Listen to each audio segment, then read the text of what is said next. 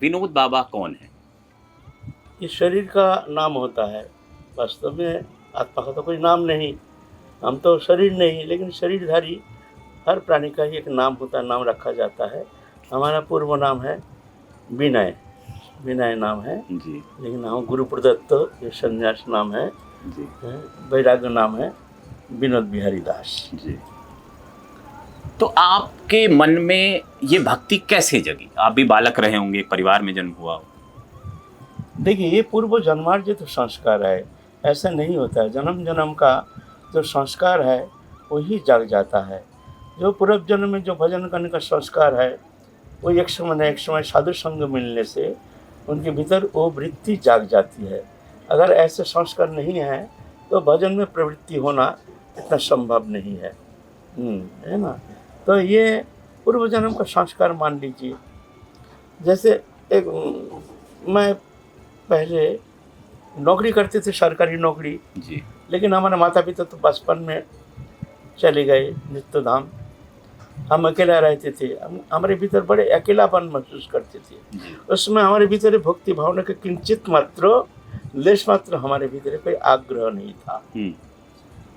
लेकिन हम दुखी थे। हमको भौतिक जीवन में हमारे जो फ्रेंड सर्किल है सबसे मिलते थे, बैठते थे, भौतिक विषय इस पर खूब रुचि लेते थे, लेकिन हमको शांति नहीं मिलती थी। शांति के अनुसंधान में हमने बहुत घूमते थे, लेकिन भगवत विषय में हमारा कोई आग्रह नहीं था। जी, कहीं हम एक जगह किराए में रहते, नौकरी करते हैं, तो वहाँ जो घरवाली हैं और एक वृद्धा मैया है, देवी उपासक, जी, हमको एक रामकृष्ण परमहंस देव की कथा मृत्यु दिया, जो विनय तुम इस ग्रंथ को पढ़ो। हमने बड़े आग्रह से लिया, रात भर वो ग्रंथों का हमने पढ़ा। पढ़ करके हमारे भीतर ऐसी प्रेरणा जागृत हुई कि भाई ये जीवन तो बड़ी सुंदर जीवन है, और हम जिस जीवन लीड कर रहे हैं ये जीवन तो बेकार है, ये तो भौतिक जीवन है, और ये तो आखिरी तो अंतिम तो इस तो दुखी पाना है। ये तो पशु पक्षी जैसे ये बस निद्रा संभोग आदि इसमें लिप्त हो करके जीवंती में मृत्यु का वर्ण करके फिर 84 लाख जोनि में फिर अनंत काल के लिए भ्रमण करता है। तो हम भी ऐसे ही, हमारे कर्मशिष्टा, इसका परिवर्तन लाना जरूरी है। तो वो कथा अमृत श्रवण करके पढ़ करके हमारे भीतर परिवर्तन आ गया। ने एक आध्यात्मिक जीवन भी है, इस जीवन का परिवर्तन लाना बहुत जरूरी है। तुरंत हमने सिद्धांत तो ले लिया, और जिसके लिए और इंतजार नहीं, अभी से ही हमको प्रिपरेशन लेना पड़ेगा। हमने क्या करना है, तो पहले समाज जीवन से हमको दूर रहना है। मैं संक्षिप्त कह रहा हूँ। तो ऐसी जगह हमने घर किराया ले लिया जहाँ हमको कोई जानता नहीं, कोई पहचानता नहीं। ऐसी जगह हमको चाहिए। हम सरकारी नौकरी करते तो बंधन भी नहीं था। तो वहाँ फिर हमने एक अनुशासित जीवन लीड करने के लिए हम प्रस्तुति लिए है।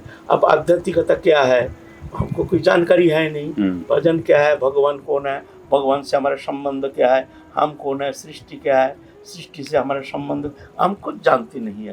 तो हमको क्या करना चाहिए, तो इसके लिए हम सोचे हैं भाई, कलकत्ता यूनिवर्सिटी लाइब्रेरी में हमारे एक मित्र से हमारा संपर्क हुआ।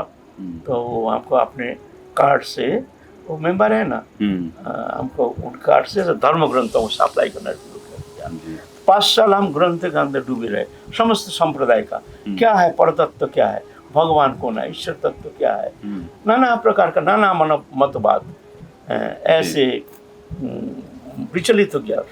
अलग अलग पंथा, कोई कहते हैं ये पंथा ठीक है, कोई कहते हैं ये पंथा ठीक है, कोई कहते हैं ऐसे ऐसे, अलग अलग ग्रंथ में अलग अलग। फिर आखिर में सब ग्रंथ का एक बात पर सभी एक ही बात में सब राजी हैं कि सत्संग करना जरूरी है। तो सत्संग कहाँ करें, तो जहाँ साधु मिलते हैं उनके पीछे पीछे हम जाते हैं, तो उनसे कुछ मिल जाए। वृंदावन धाम आते हैं,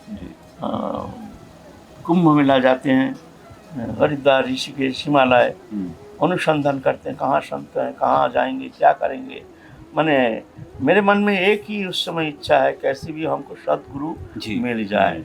ऐसे अनुसंधान करते करते वृंदावन में आए, और सब ग्रंथ में हमने देखा जो नाम की विशेष महिमा। तो नाम करो, हम तो नाम को हमको पता नहीं कौन नाम करना है। तो पूर्व संस्कार बात हरि नाम महामंत्र में हमारी रुचि। काम चलते फिरते हम हरि नाम करते थे, नाम करते थे, कार्य करते थे, लेकिन हरि नाम करते थे। इसमें हमको बहुत कुछ अनुभव हुआ, बहुत अप्राकृत विषय भी हमको ठाकुर जी बोध कराए हैं। उस समय गुरुकरण के पहले ही हमको ऐसे कुछ विश्वास, प्रैक्टिकल ऐसे कुछ विश्वास प्रभु ने हमको दिला दिया, जिससे हमारे दृढ़ निश्चय हो गया जो भगवान है और सत्य है, भगवान हमको कृपा करेंगे, अवश्य करेंगे।